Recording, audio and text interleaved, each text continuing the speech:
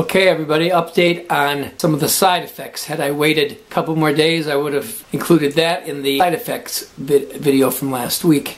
An ugly side effect appeared, and it's called severe pain, is indicated there. It was bad. Stay with me here, I'll talk about that. I want to get also to the bone marrow donor program, so stay with it. It might be a little bit longer, but just bear with me. Wednesday night I had this pain on the thighs, a little bit in the sacral region, but it kept building through the week now with the dexamethasone wearing off. Getting ready for my Friday dosing here this week. But Wednesday it got to a point in the afternoon where my thighs were in such bad pain I could hardly stand, and they were throbbing and in pain whether my legs were moving or not moving. I had them raised up, I was laying down, it didn't matter. Getting up or down out of a seated position was miserably painful. I had to concentrate excessively on that. Pain reliever I had available was Tylenol, no Motrin or Aleve. I couldn't with the kidneys. So we tried that for the first night and it didn't really work. I had no sleep all of Wednesday night, which again, you can't go without sleep. That's just a spiral, and it'll get you all even more negative. So that happened. By the time Thursday morning rolled around, the pain was still there. All you're thinking is, I want to stop the pain, I don't care anymore. And you get primal in your thinking.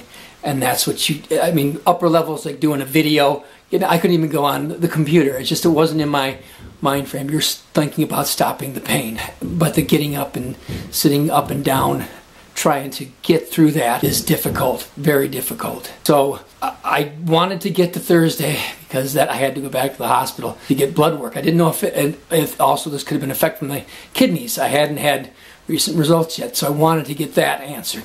So struggled to the hospital. I had to have a caregiver driver take me there because I couldn't even drive the car. And I got out and I had a cane. I'm walking with a cane with my legs half bent and spread out to distribute the weight even better. But unstable, and the legs are jittering around.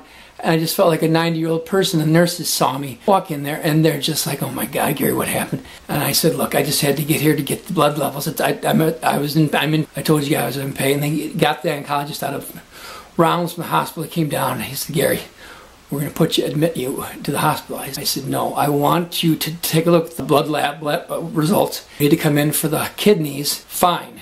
But if it's not related to the kidneys, then we'll deal with the pain separately. And he said, that's great. He goes, you need to get on a proper pain med, period.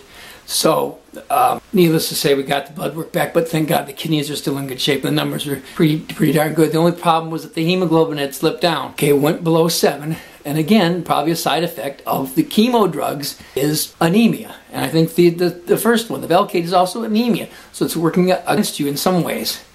So they wanted, I was willing to go back home try to just lay down a couple hours, even if I had to go back to be admitted into the hospital.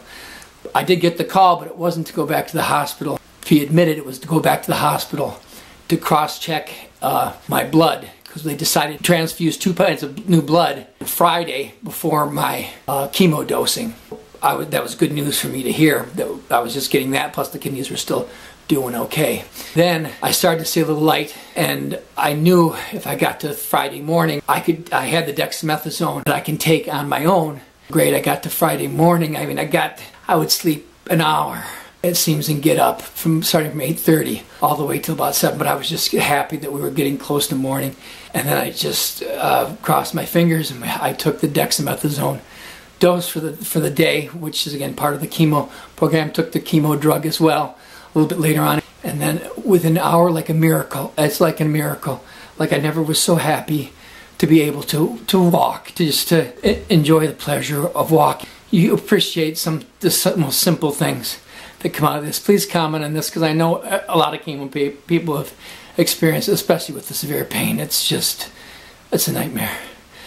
But it's times when you're down like this that the messages you guys send, whether it's email, whether it's by cards, or it's just a quick pick me up, that's what then you need to have flowing through your brain. Anyway, thank you guys. We got a ways to go here. We're on the track. I went back. So I finished my dose and went back to the hospital. Felt great, no cane.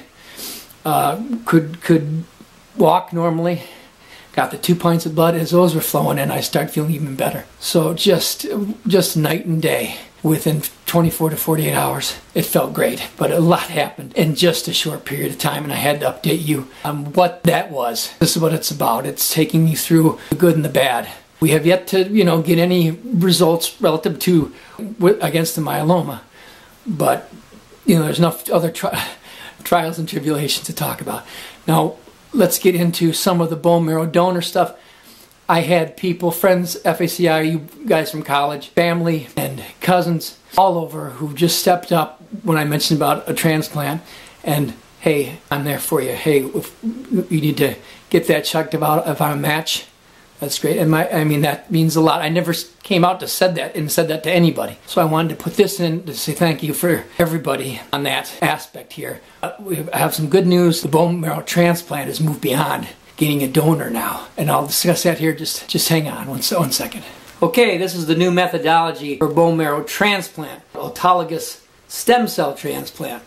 What this does is actually eliminate any problems associated with getting a donor outside, even if you had a good match. What's done is you're replacing your own stem cells into the bone marrow, and you go back to Henry Ford once the chemo is done and you've driven the myeloma down. They will spin your blood, take it out, spin it, and separate the peripheral stem cells that are in the blood, then return the blood back to your arm and collect. So they're collecting the stem cells for 4 hours. I guess in 8 hours, they get plenty of stem cells, and they put that in a liquid nitrogen, and then when you come in, those stem cells go back into your blood on the bone marrow donor day, and somehow, it just fascinates me, somehow these stem cells manage to find their way into the bone marrow. It takes like 10 or 12 days, and then they start to differentiate into the good cells of the bone marrow, producing the good things of the bone marrow, replacing the ugly cancerous plasma cells that have been holding the bone marrow hostage, basically. So that's why I wanted to tell thank you for everyone who raised their hand to volunteer to see if they were a donor, but we don't need to do that because of this new stem cell program. So I hope you didn't get too frustrated with this video being a little bit longer. I wanted to still say something about the bone marrow because I wanted to say thank you to the people who really came forward on that. So please, if it's a little bit too long, let me know. I know it is. I'm trying to keep them shorter, but I'm telling you, when you just get into some of this stuff, I have to go into more detail because it'll just generate more questions, and I want to try to give you as much detail as possible so it doesn't leave things unanswered, but I know still they will. So again, leave comments, please, and still I need your support all the way through this. It's it's still going to take some time, but we're just hitting hard, going in the ground running and running forward. Thank you. Talk to you soon.